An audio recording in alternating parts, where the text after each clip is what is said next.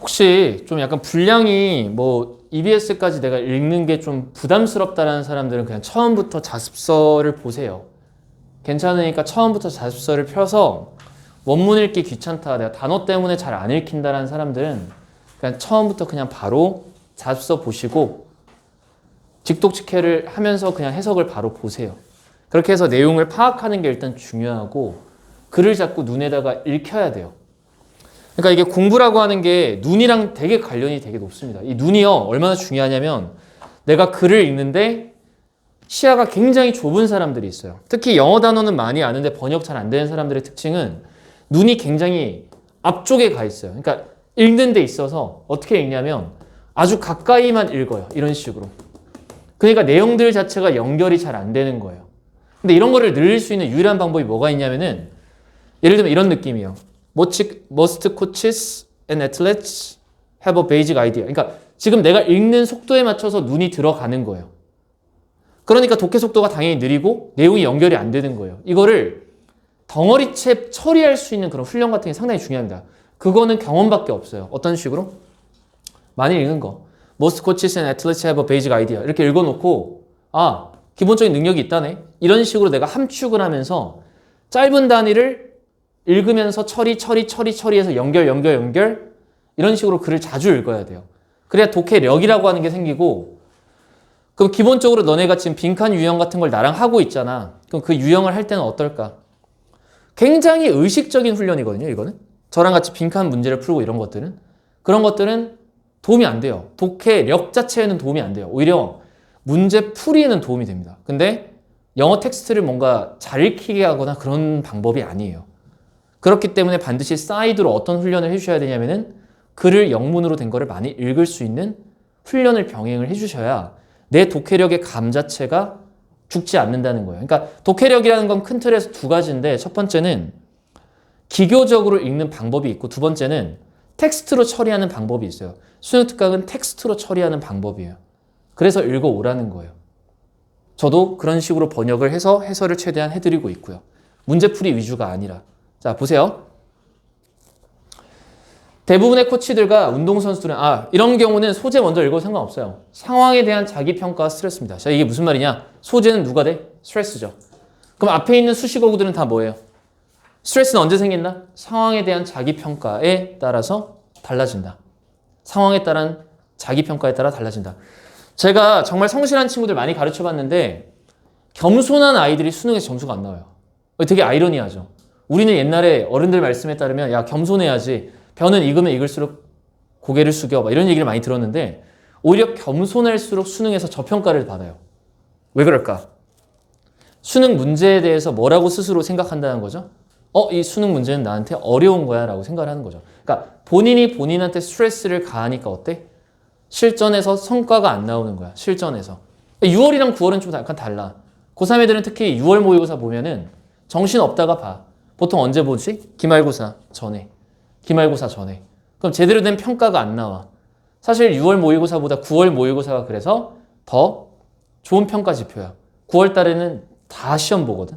6월 달에는 아무래도 학종 노린 애들이 대충 한단 말이죠. 그러니까 압박감도 언제 더 셀까? 9월 달 시험이 더 세죠. 그래서 일반적으로 6월보다 언제 점수가 떨어지죠? 9월 달에 떨어질 가능성이 상당히 높아요. 그리고 9월보다 언제? 수능.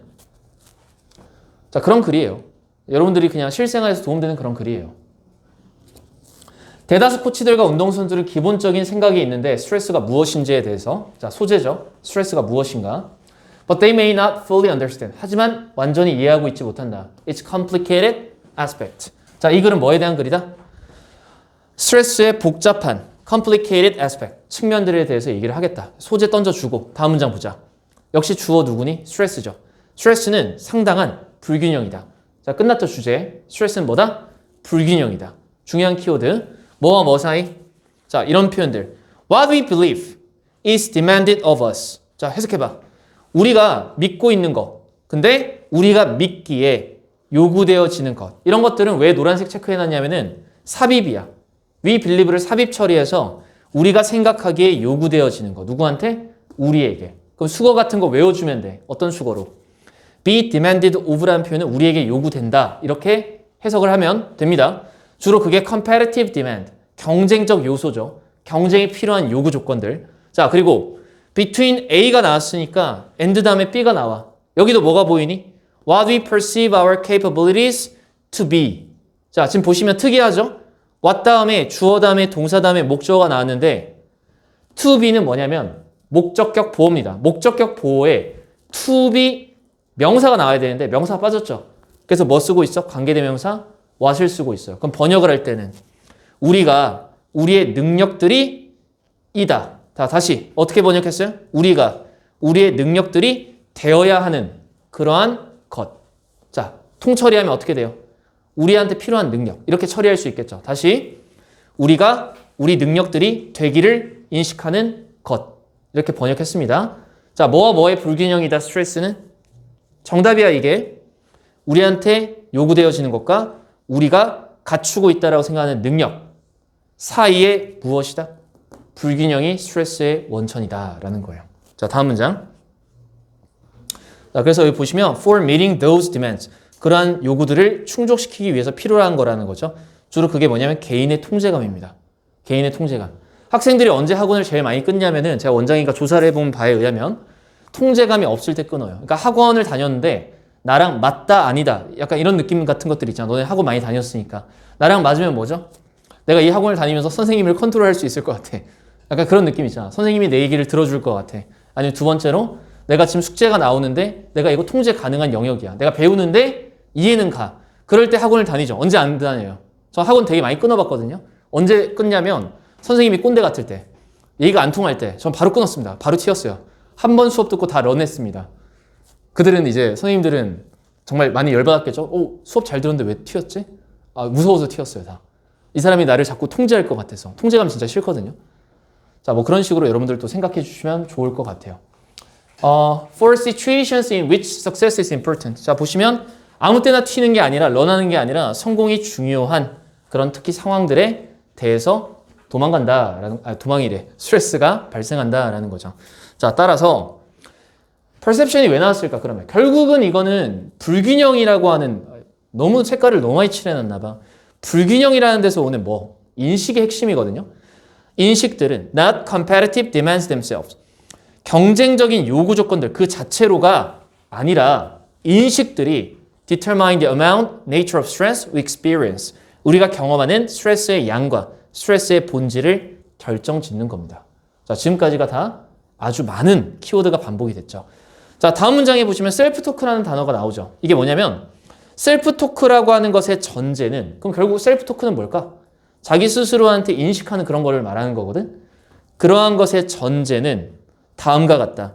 Beliefs determine the impact of a competitive situation. 결국은 자기의 신념들이 뭐를 결정한다는 거죠? 경쟁적 상황의 영향력을 결정한다는 거죠. 뭐보다는 상황 그 자체가 does. 여기서 does는 뭐를 대신하는 표현이야?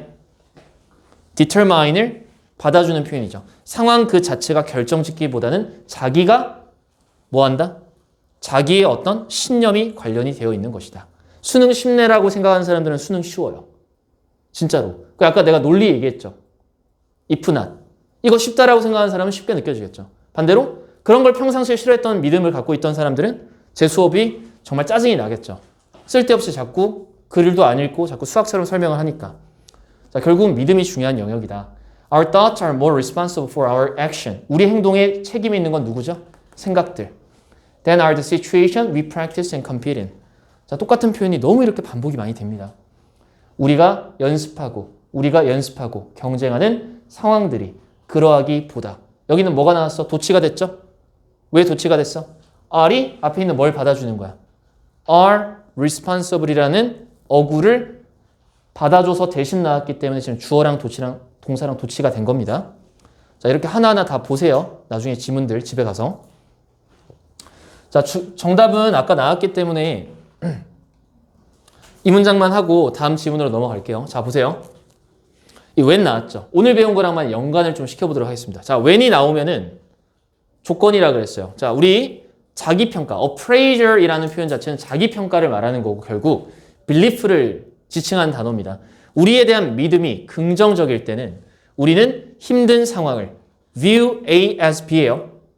A를 B로 여기죠. 우리가 challenge라고 하면 어려움이라고만 번역하는데 여기서는 어떤 의미로 쓰였냐면은 자, 어려운 상대방을 할 만한 사람, challenge, 도전해 볼 만한 사람으로 여긴단 말이야. 즉 다시 말해 이는 향상시킨다, 성과를. 그러나 negative appraisal promptus. 자, 여기선 prompt란 동사가 중요해요. prompt, 목적어, 목적격 보호의 투동사. 부정적인 자기평가는 self-appraisal입니다. 다 우리가 어려운 상황을 위협으로 간주하게 합니다. 그리고 이것은 성과에 손해를 입히죠. 자, 주제 대충 알았으니까 뒤에 부분은 여러분들이 예시 상황이라는 거 아시죠? 바로 뒤에 뭐가 나왔어? one athlete. 이런 식으로 나오면은 예시로서 뭐를 한 번 더 설명해주고 끝내겠다? 위에 있는 대조. 지금 보시면 대조입니다. 자기평가가 긍정적일 때랑 부정적인 자기평가가 대립되고 있는 거예요. 그러니까 여기도 마찬가지로 설명이 필요하겠죠. 쓰레기입니다. 지문 난이도는 쓰레기입니다. 아시겠죠? 자, 이 뒤에 거는 단어 때문에 가져왔어요. 자, 우리가 이런 상황을 뭐라고 하냐면은 자, 제일 중요한 단어가 이 단어예요. 자, 불균형. 결국은 이 지문을 이해하는 데서 가장 핵심은 불균형이라는 건데 이 불균형이 얼마나 많이 나오냐면은 소재에서 이 dissymmetry라는 단어 자체가 나올 때가 되게 많아요. 수능 기출에서. symmetry가 뭐죠? 대칭, 균형 이런 뜻이고요. dis를 붙이면 반의어가 됩니다. 그래서 비대칭, 불균형이라는 뜻이고 제가 볼 때 가장 중요한 단어가 이 단어예요. imbalance라는 단어와 dissymmetry라는 단어는 항상 같이 따라다니기 때문에 알아두시면 좋습니다. 자, 그리고 요즘은 자기계발 관련된 얘기가 상당히 지문에 출제가 많이 되는데 그 지문에서 reign이라는 단어가 한 번쯤 보일 수도 있어요. reign이 뭐냐면 통제력, 고삐, 말고삐 있죠. 말의 고삐를 reign이라고 하는데 이게 동사로 쓰일 때가 있습니다. control 대신에 reign, 통제력, 통제하다 이런 식으로 유효가 많이 또 나올 때가 많아요. 체크하시고요. 자, 주제는 우리의 인식이, 믿음이 경험하는 스트레스의 양과 본질을 결정하죠. 이 인식의 불균형 정도, 뭐에 따라서? 자기 자신의 능력치와 그 기대되는 그 필요로 되는 요구 조건 간의 격차, 갭. 그래서 이제 직원들 뽑을 때 처음부터 우리 학원 졸라 빡세요 해서 안 옵니다. 어떻게 얘기해야 돼요? 처음에는? 우리 학원 널널해요 라고 얘기를 하는 거죠. 그리고 이제 막상 오면 어때요? 불균형이 벌어지죠. 그리고 이제 런 하는 거죠. 자, 많은 사람들이 그렇습니다. 그래서 요즘은 저는 그냥 선생님들 뽑을 때 대놓고 아, 저희 졸라 빡세요. 죄송해요. 근데 오실래요? 해서 오는 사람만 받아요. 그랬더니 100명 전화하면 한두 사람 와요. 굉장히 심플하죠, 이제. 100명 전화하면 한두 사람 온다. 자, 이제 좀 쌀데기 없는 얘기 그만하고 이제 4강의 4번으로 가봅시다. 자, 이제부터 조금 어렵습니다. 4강의 2번이랑 8번은 별로 어렵지 않아요. 근데 4번이랑 7번이 어려워요. 이해하는 데 있어서. 잘 따라오세요. 자, 오늘 기술 통합에 대한 소재 배웠죠. 오늘 기술 통합 배웠습니다. 저랑. 자, 여기도 뭐가 나오냐면은 통합이라고 하는 게 나와요. 결국 우리가 통합이라고 하는 키워드는 뭐로 생각할 줄 알아야 되냐면은 조화라고 하는 키워드를 항상 생각을 해주실 줄 알아야 돼요. 한글로서. 통합되었다, 조화롭다. 이런 식으로. 결국 통합은 하나 더 있었죠. 뭐예요? 친숙이라는 키워드랑도 관련이 있었죠? 이 세 가지 단어는 한 번에 꼭 알아두시기 바랍니다. 그럼 다 이해가 돼요. 자, 갑시다. When the work of engineers is understood to be part of a socio-technical system. 자, 여기 애초에 단어 자체를 보세요. socio-technical. 이 단어 자체가 뭘 말하는 거야? 기술이 사회에 통합되어 있다는 의미를 내포하고 있는 거죠. 엔지니어의 일이 이해가 되어질 때 뭐인 것으로? socio-technological system의 일부로서. 자, 이제 우리는 배운 사람들이니까 사회와 통합이 되어 있다라고 이해가 되어질 때 traditional notion of engineering expertise. expertise는 전문성입니다. 전통적인 관념, 무엇에? 공학 전문성에 대한 그런 것이 is somewhat disrupted. 당연히 다소 깨지겠죠. 다소 중단되어지겠죠. 자, 이게 무슨 말이냐면 우리는 기술 같은 거를 개발을 하면은 나중에 공대 가는 사람들 잘 들어봐. 공학이잖아. 자연과학 계열이랑 차이가 뭐냐면 자연과학 계열에선 단순 순수 물리, 생물, 화학 이런 걸 배우죠. 근데 모든 세상의 어떤 과학적 지식들이 기술로 연결되는 게 아니에요. 필요에 의해서 연결이 되는 거예요. 실제로 너네가 나중에 내가 대학생 되면은 그때까지 남아있으면 내가 10개 황금 채널이 있어요. 여러분들이 사회를 살아가는데 진짜 필요한 사람들 유튜버만 제가 추려놨어요. 뭐 그런 거 있잖아요. 철학, 철학 얘기해서 진짜 미안한데 철학 진짜 중요합니다, 여러분. 철학, 과학, 역사, 금융, 정치, 법 이런 거 있죠. 그리고 연애, 심리 이런 거 저는 이제 다 모아놓는단 말이에요. 수집을 한단 말이에요, 사람들을. 근데 저는 이제 과학 채널 같은 경우에 딱 보면은 한 100% 정도의 기술력이 있다라고 100개 정도가 있다라고 생각하면은 모든 게 기술력이 되는 게 아니라 100개의 과학적 지식 중에 99개는 버려져요. 그리고 그 중에 하나만 채택이 된다는 거야. 너네는 그냥 머릿속에 단순하게 과학적 발견이 바로 그냥 기술로 연결된다고 생각하는데 그게 아니라는 거예요. 자, 그러니까 보세요. 우리는 뭐라고 생각하죠? 일반적으로 전통적인 관념으로 뭐라고 생각합니까? 공학적인 전문성이 있으면 되라고 생각을 하죠. 하지만 실제로 그렇지 않다라는 거야. 언제 그럼 이런 고정관념이 깨진다? 공학이라고 하는 작업이 사회기술적 시스템이라고 이해가 되어질 때만이 전통적인 공학의 관념 자체가 중단되어진다라는 거야. 애초에 이 첫 문장에 뭐가 담겨 있어? 공학은 뭐랑 연결되어야 된다? 사회, 문화적으로 연결이 되어 있어야 된다라는 주제를 첫 문장부터 다 드러낸 거야. 이해돼요, 지금? 자, 그 다음 문장 갈게. 여기 while 다음에 뭐가 보이니? while 주어 동사가 보이죠? while 주어 동사. 그리고 컴마 다음에 주어 동사. 그럼 우리가 일반적으로 독해할 때는 앞부분은 쓰잘데기 없는 거죠. 이렇게 하는 반면에 이게 시사한다. 그럼 중요한 정보는 어디부터 어디까지야? that부터 여기까지겠죠? 자, 읽어봅시다.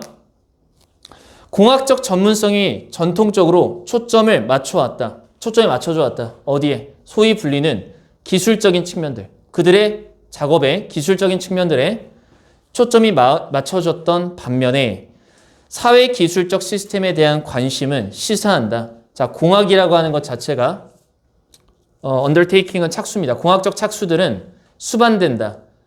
훨씬 더 많이. 뭐 이상이어야 된다? 통계, 측정, 방정식. 이게 다 뭐야?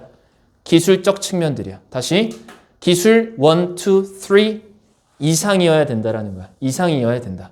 자, 여기까지 읽으면 결국 뭐니? 기술 그 자체로는 안 된다라는 걸 또 한 번 더 시사를 하는 거죠. 자, 그래놓고 다음 문장의 주어도 글 한번 보세요. 수준. 성공적인 공학은 자, 몇 번 나왔어 지금까지? 3번 나왔어요. 키워드가. 성공적인 공학은 요구한다. 뭐? 이해를. 뭐에 대한? 존재하는 유물적, 사회적 세상을 이해해야 된다라는 거야. 자, 유물적이다라는 건 뭐냐면은 이 사회는 유물론이 있지. 유물이 뭐야? 유물론이라고 혹시 안 들어봤나요? 자, 여러분, 물건을 보면 그 사회에서 뭐를 중시하는지를 알 수가 있어요. 우리 뭐 들고 다니죠? 스마트폰 들고 다니죠. 이 스마트폰 사회에서 뭐가 중요하겠어요? 정보 중심의 사회라는 거예요. 정보 중심의 사회. 그러면 기존에 존재하는 유물들 그리고 사회 세상은 뭐를 드러내는 걸까? 사회 전체를 드러내는 거죠. 그렇죠? 이 말 자체는 사회 전체를 드러내는 겁니다. 그리고 그곳에서 우리 인위치는 그리고 그곳에서 장비들과 기계들이 will have to fit. 이 fit라는 표현 보이시죠? 잘 맞아 떨어져야 된다. 그러니까 모든 기술이 채택되지 않는다는 말이 여기에 드러나 있어요. 우리가 뭐에 대한 이해가 필요하냐면 기존 사회 질서들에 대한 이해가 필요한데 그리고 그 질서 안에서는 장비나 기계들이 반드시 어우러져야 된다. fit은 어우러져야 된다라는 거예요. 자, 아까 어떤 키워드랑 연결되죠? 조화. 조화랑 연결이 되는 거죠. 자, fit 체크하셨죠? 다음 질문 넘어갈게. 다음 문장들.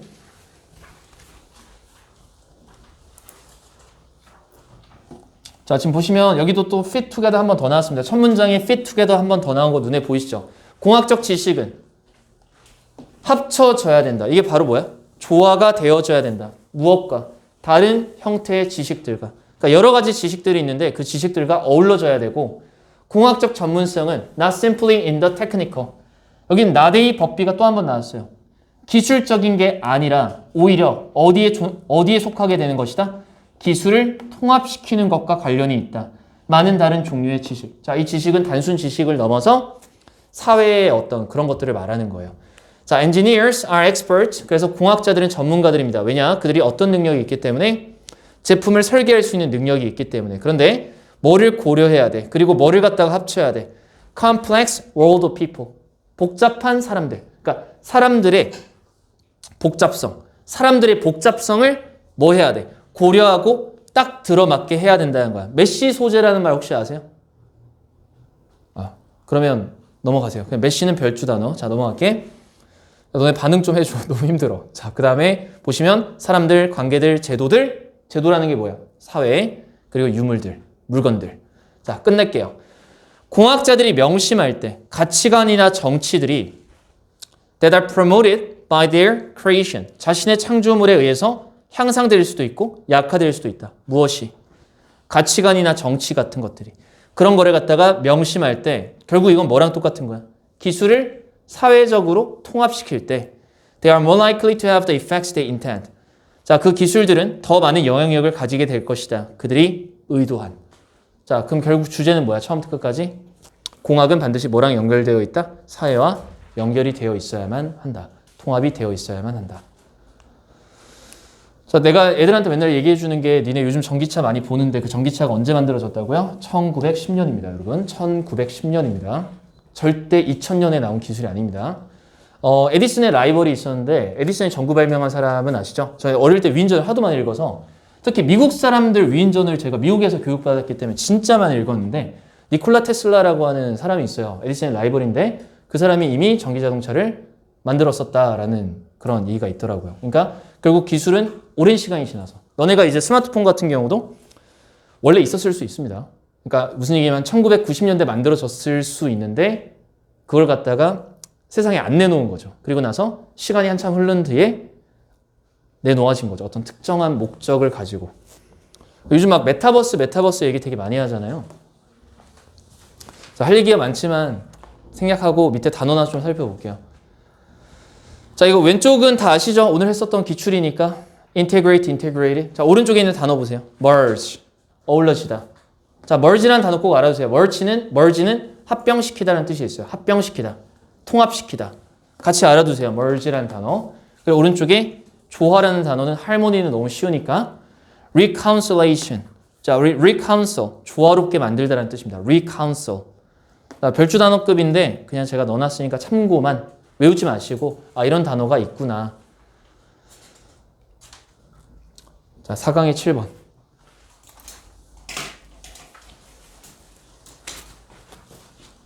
자, 우리 몇 시에 시작했죠? 8시인가요? 8시에요? 자, 한 15분 오버될 것 같아요. 미안. 자, 빨리 할게. 자, 여기서 이 지문은 비유법이 많이 쓰였습니다. 일단 결론부터 얘기를 할게요. 보세요. 이 부분인데 쓰나미라는 표현을 썼어요. 자, 읽어온 사람들 알겠지만 이 쓰나미가 의미하는 게 뭐였냐면 흐름이라는 거예요. 흐름. 쓰나미는 흐름을 말하는 거예요. 이 쓰나미라고 하는 거는 뭐야? 비만. 우리 비만은 의지력과 자제력이 부족한 게 아니라 주변 상황의 힘 때문이다. 주변 상황이 결국 뭘로 표현된 거죠? 쓰나미. 결국 쓰나미로 인해 비만이 굉장히 확산되고 있다. 선생님, 제 주변에 비만이 없는데요? 미국 가보세요. 미국 가면 한 60, 70%의 우리 어머님급들이 다 어때요? 체중이 한 90kg, 100kg 정도 나가세요. 걔네들 패스트푸드를 너무 많이 먹으니까. 여러분들 정도면 거의 다 엄청 날씬한 편이죠. 저도 마찬가지고. 남자들 같은 경우는 미국 사람들 같은 경우는 30대 초반만 돼도 배가 어떻게 되냐면 막 이렇게 나와요. 진짜로. 자, 이건 우리나라 얘기가 아닙니다. 참고로. 자, 문제점은 쓰나미에 대한 사회적 대응이라는 건 결국 뭐죠? 이 사회적 흐름에 대한 사회적인 우리 대응을 하고 있는데 여기 두 가지가 나왔어. 수영 강습과 치어리더입니다. 치어리딩. 응원이란 뜻이죠. 응원. 자, 근데 이런 것들을 뭘로 재처리를 할 수 있어야 되냐면은 다이어트 관련 서비스들이라고 생각하면 돼요. 다이어트 관련 서비스들. 굉장히 그런 서비스들이 많아요. 미국 가면은. 특히 어떤 서비스도 있냐면 영상을 보고 운동시켜주는 그런 서비스들도 굉장히 많아요. 그러니까 자전거 한 대에 그 사이클링 같은 거 있잖아. 그 사이클링 같은 경우에는 앞에 패드가 붙어 있어. 이제 그 회사가 펠레톤이라는 회사가 있는데 이 패드가 붙어 있고 그 패드를 보면 실시간으로 뭐 하는 거죠? 코치가 나와서 1, 2, 3 하면서 이제 운동을 시켜주는 거죠. 그리고 이제 그 운동자의 호흡을 체크해가지고 땡땡땡님 운동 안 하세요? 뭐 이런 식으로 실시간으로 피드백을 주고받으면서 하는 것들도 있어요. 다 뭐야? 다이어트 관련 서비스들. 그러니까 여러분들이 이제 이런 문화를 모르면은 수영 강습과 치어리더가 왜 나왔는지를 여러분들이 전혀 모를 거야. 이게 의미하는 게 뭐야, 결국은? 다이어트 관련 서비스들입니다. 제품이나. 자, 근데 이것만으로는 변화의 그 비만의 위협에 대응할 수 없다라는 거예요. 자, 따라서 진정한 해결책은, 자, 되게 웃긴 게 문제 해결책이 뭐냐면 쓰나미를 일으키는 힘을 통제하여 줄이는 것이다. 자, 여러분, 이 통제라고 하는 것 자체에 대해서 얘기를 또 할게요. 통제한다면 여러분들 어떤 이미지만 가지죠? 줄이고, 억압하고, 그렇게만 생각을 하죠? 통제한다는 건 뭐냐면 대응할 수 있는 것과 대응할 수 없는 것의 경계선을 나누는 것도 뭐의 영역이다? 통제라고 생각을 하는 거야. 자, 공부하다가 빡쳐. 자, 어제 얘기랑 계속 연결해서 할게요. 카톡 안 본 사람은 꼭 읽으세요. 대충 보지 마시고. 보통 공부를 언제 놓게 되냐면 고3 시기에 해야 될 게 너무 많다라고 생각이 들 때 슬럼프가 찾아와. 막 그런 거 있지. 당장 지금 등급은 모의고사 3등급이 떴는데 목표 대학은 2등급이야. 근데 국어도 해야 돼, 영어도 해야 돼, 수학도 해야 돼, 탐구도 해야 돼. 그럼 어때요? 해야 될 게 너무 많다라고 느껴지죠? 그럼 내가 통제감이 옅어지기 시작하면서 슬럼프 같은 게 찾아와요. 왜? 해도 안 될 것 같다는 생각이 드니까. 그럼 통제라고 하는 거는 다시 한번 얘기하지만 뭘 말하는 거죠? 내가 할 수 있는 것과 할 수 없는 것을 나누는 것도 통제라고 하는 거다. 자, 정말 실생활에 알찬 도움만 되는 얘기만 제가 던집니다. 잘 들으세요. 그러니까. 자, 우리 매일 접하는 신호를 바꾸거나 바꿀 수 없는 신호를 명백히 밝혀내야 된다. 이게 바로 뭐죠? 사람들이 접하는 어떤 미디어도 뭐라고 볼 수 있어? 신호라고 볼 수도 있고, 또는 내가 음식을 먹고 싶다라고 땡기게 만드는 요소들. 특히 BJ들이 문제야. 맨날 야식 같은 거 시청하면 어때요? 맛있어 보이죠? 저도 모르게 BBQ 전화번호를 누르고 있고. 자, 그런 것들 중에서 매일 접하는 것들 중 통제할 수 있는 영역을 밝혀내야 된다. 자, 그래서 제가 세 단어를 준비했고 지문 해설을 할 겁니다. 이렇게 하면 너무 날로 먹으니까. 이 manipulate라는 단어가 있어요. 이 단어가 얼마나 중요하냐면 너넨 조종하다로만 알고 있는데 조종하다가 아니라 원래는 교묘하게 조종하는 겁니다. 교묘하게 조종하는 거. 상대방이 의식할 수 없게끔 무의식적으로 조종하는 걸 뭐라고 하냐면 manipulate라고 해요. 그냥 귀찮은 사람은 조종하다 외우시면 또 좋습니다. 자, 그리고 하나 더. 이 manifest라는 단어가 있거든요. 이 manifest는 explicit이랑 동의어인데 이 본문에 explicit이 있어요. 혹시 지난 시간에 배웠던 implicit 기억나세요? 내적인, implicit 기억나세요? 내적인. 그래서 내가 그거 뭐라 그랬죠? 절대적인이라는 의미가 있다 그랬죠. 왜? 사람의 내면은 바꿀 수 없다라는 서양의 믿음이 있다고. 그래서 걔네들 맨날 니네 윤리학 사상 공부해보면 성악설, 성선설 맨날 그딴 거 주장하잖아. 철학자들이 나와서 인간은 원래 사악한 존재다. 누구? 이거 펼친 사람 누구냐? 뭐 이런 식으로 시험 문제 나오죠? 서양에서 manifest래. implicit은 내적인, 변하지 않는 절대적인의 의미라면은 manifest는 약간 좀 다른 거야. 명시적인 거긴 한데 분명한 겁니다. 분명한 거. counter, 대응하다. 단어는 참고만 하세요. 자, 오늘 예의상 4강의 7번 영어만 읽고 수업 끝마칠 건데 4강의 8번은 수업하지 않을 테니까 자료만 드렸으니까 집에 가서 자료 읽어보시고요. 4강의 7번만 해석하도록 할게요. 자, 5분이니까 집중하세요. An accurate conceptualization of the obesity epidemic. 자, 우리 epidemic 하면 뭐야? 팬데믹 생각하면 돼. 팬데믹 뭐야? 유행병. 자, epidemic도 마찬가지입니다. 팬데믹이랑 마찬가지의 뜻입니다.